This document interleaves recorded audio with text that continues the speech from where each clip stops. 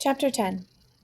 When Hutch came down for breakfast, it was just his mom in the kitchen, almost ready to leave for the clothing store she worked at, called Blue, at the Crystal Tree Plaza in North Palm. "How's my boy today?" she said. Connie Hutchinson was in a good mood this morning. It seemed no matter what went on with their family, his mom had the best attitude of anybody Hutch knew.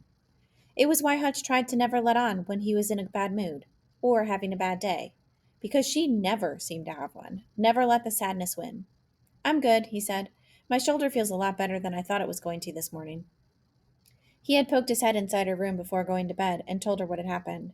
She had said that if his shoulder hurt any worse when he woke up, she wanted to have the doctor take a look at it. "Really, it does," Hutch added, pouring himself some cereal. She looked at him.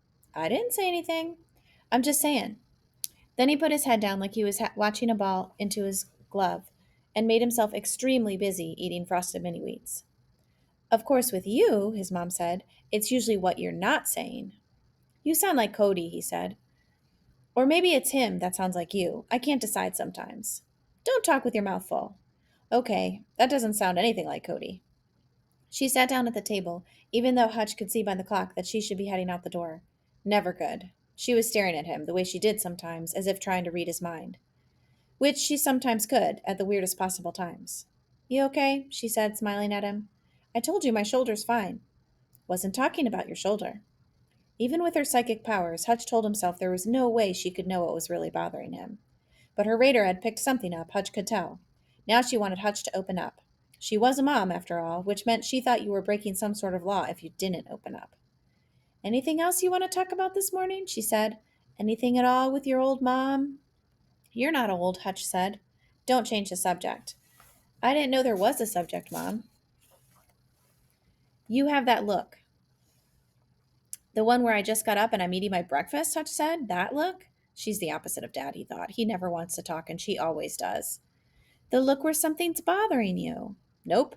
"If there is, you'll be the first to know." "Right," she said, smiling again. She stood up, kissed him on the forehead, said she'd pick him and Cody up after practice. She had her hand on the doorknob when Hutch said, "Mom?"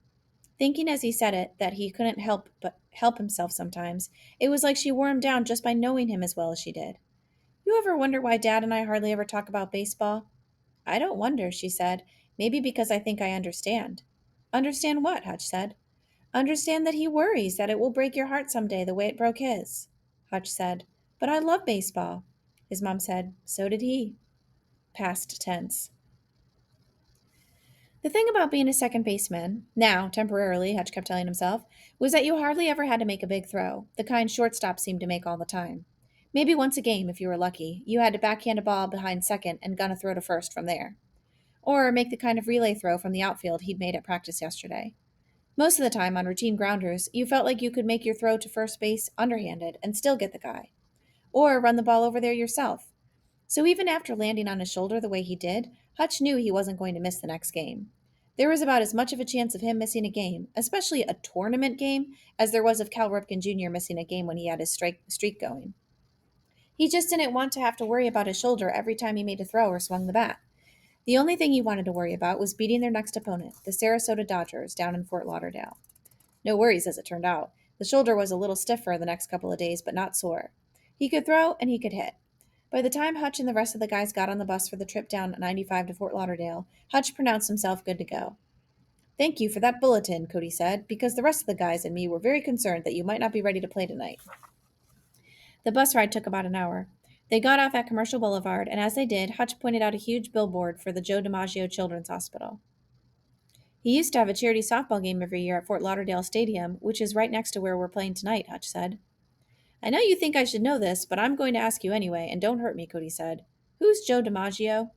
Hutch reached over and cuffed him lightly on the back of his head, something he had to do a lot. "He's one of the greatest baseball players of all time, a center fielder known as the Yankee Clipper," Hutch said. "And that didn't hurt." "Yankee Clipper makes him sound like the team barber," Cody said. Hutch ignored him, saying, "When he was still alive, they used to introduce him as the greatest living ball player, even though my dad says it was Willie Mays."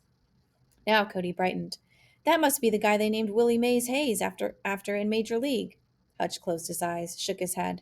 "Anyway," he said, "here's the coolest stat of all on Joe DiMaggio. He played in 10 World Series, and the Yankees won 9 of them." "If one of us has to be up on stuff like that," Cody said, "I'm glad it's you." Hutch said, He also had almost the same number of career home runs as he did strikeouts. Awesome, Cody said, but in a way that let Hutch know that Cody's brain had already moved off Joe DiMaggio and onto something else. Hey, he said, frowning, how come we're not on the big field here? Because you gotta make the finals to make the big field, Hutch said, which is the way it ought to be. They got off at 12th Avenue and passed Fort Lauderdale Stadium. Hank Harding, sitting behind them, said that he had come to an Orioles Marlins game here in March and caught a foul ball. Just make sure you catch all balls tonight, Cody said. You ever think about using your mouth to catch them? Hank said, because I'm pretty sure it's bigger than your glove. The trash talking among the Cardinals really began after that, and suddenly the inside of their old bus was as loud as recess, and everybody was joining in. Everybody except Darrell D. Will himself. He was in the last row, head resting against the window, sunglasses on, fast asleep.